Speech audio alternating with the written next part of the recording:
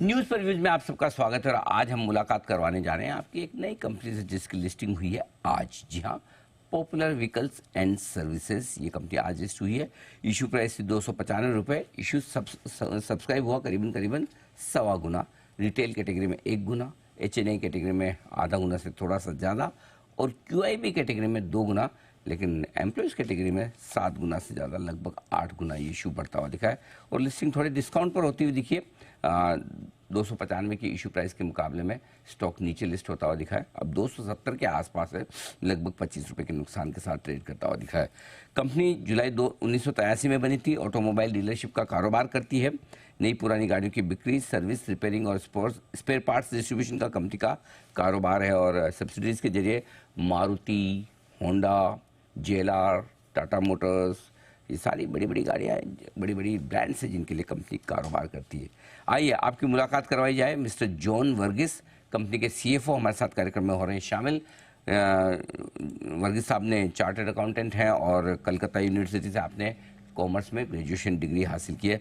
Sir बहुत बहुत स्वागत है, धन्यवाद हमें समय देने के लिए। थोड़ा सा आपके इशू को आजकल के इशू के मुकाबले में देखें तो रेस्पॉन्स कम मिला। हालांकि आपकी कंपनी का बिजनेस मॉडल सब कुछ बढ़िया है, लेकिन इशू मुश्किल से 1.25 गुना भरा। क्या कहेंगे सर, क्या थोड़ा मार्केट का मूड माहौल खराब था, उसका असर पड़ा है रेस्पॉन्स कम मिलने के पीछे? धन्यवाद। Firstly, I would like to thank all the investors for reposing faith in our company. So markets sentiments I don't like to comment on. लेकिन अगर कंपनी का फंडामेंटल्स देखा जाए, we are financially strong and we will continue to grow as we move forward. अभी अगर देखेंगे तो पिछले 10 साल में हम लोग का PAT year on year CAGR has grown by nearly about 25% year on year CAGR, which of course the last 3 years actually उससे भी बढ़िया हुआ। last 3 years प्री कोविड और पोस्ट कोविड अगर देखा जाए, हम लोग का PAT as the CAGR has nearly about over 30%। तो और फिर अगर आप अपना कॉम्पिटिटर अनदर लिस्टेड एंटिटी जिससे कंपेरेबल है लैंडमार्क कार से देखा जाए, so the share price of ours और उनका there is a lot of difference. उनका जो इवन दो फॉर एग्जांपल इस साल सितंबर का फाइनेंशियल्स डिक्लेयर है हम लोग 40 करोड़ का पैट बनाया था। उन लोग landmark did about 28 crore PAT. उनका valuation is about 3,000 crores, whereas ours post IPO was about 2,100 crores. So if you look at that, the P ratios, we are around 25 to 30, whereas theirs is more than 40 to 50. So that way there's a scope, I mean, as we move forward. Absolutely. Valuation gap काफ़ी है listed pairs के मुकाबले में वर्गीस साहब। लेकिन अब मैं आपसे जानना चाहता हूँ, आगे 1 साल से लेकर 3 साल जो भी आपने अपनी कंपनी के लिए प्लान्स बनाए हों, विजन बनाए हो कि अगले 2-3 साल में कंपनी की किस तरह की ग्रोथ हो सकती है, क्या साइज हो सकती है, जरा आपके इन्वेस्टर्स को समझाएं सर।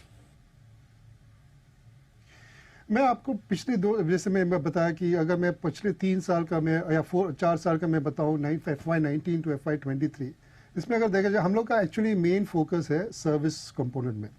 तो उसमें अगर देखा जाएगा हम लोग का सर्विस कंपोनेंट का ग्रोथ बढ़िया था। Nearly about CAGR of about 15% growth था in the top line. And bottom line में अगर देखा जाए we have more than about 25% CAGR in the bottom line EBITDA margins of service. इसके अलावा अगर आप सर्विस कंपोनेंट का खुद देखा जाए, इसका मार्जिन अगर देखा जाए, तो FY19 में आपका EBITDA for service was about 12 or 13%। अभी FY23 में it's gone up to 19%. So service is what we would like to more focus on. और पिछले 3-4 साल में करीबन 80 नया सर्विस सेंटर्स हम लोग खोले हैं, जिसमें से 50 ऑर्गेनिक था और 30 इनऑर्गेनिक था। तो all this will play as we move along and this will help in our growth. So one is of course service and second is inorganic growth and third is spreading to other states. These are the strategies that we have as we move forward. Okay Varghese साहब, और कितने नए showrooms आप खोलने की तैयारी में अगले 1 साल में, या तो सर्विस सेंटर या शोरूम्स, क्या प्लान्स हैं सर? फॉरवर्ड लुकिंग स्टेटमेंट्स हम बता नहीं सकते, लेकिन आपको एक आइडिया देने के लिए लास्ट 3 इयर्स में एवरेज ईयरली अबाउट 7 to 8 नया सर्विस सेंटर्स ऑर्गेनिकली हम लोग एस्टैब्लिश किए हैं। और inorganic depends on the opportunities that we get. So वो फॉर द लास्ट 2 years हम लोग एक्चुअली एक भारत बेंज डीलरशिप महाराष्ट्र में लिया था. उसके आगे अबाउट 2 साल पहले हम लोग एक मारुति डीलरशिप केरला में लिया था. तो as and when opportunity comes definitely we look we will be having a inorganic growth also. Perfect. बहुत बहुत धन्यवाद. Multiply as we move forward. जी जी सर, बहुत बहुत धन्यवाद आपका. Thank you so much sir for taking your time out. और एक बार फिर से आपको लिस्टिंग पर और कैपिटल मार्केट में अपनी इनिंग की शुरुआत करने पर बहुत बहुत बधाई. Congratulation sir. जॉन वर्गीस साहब बताते हुए कंपनी के CFO आगे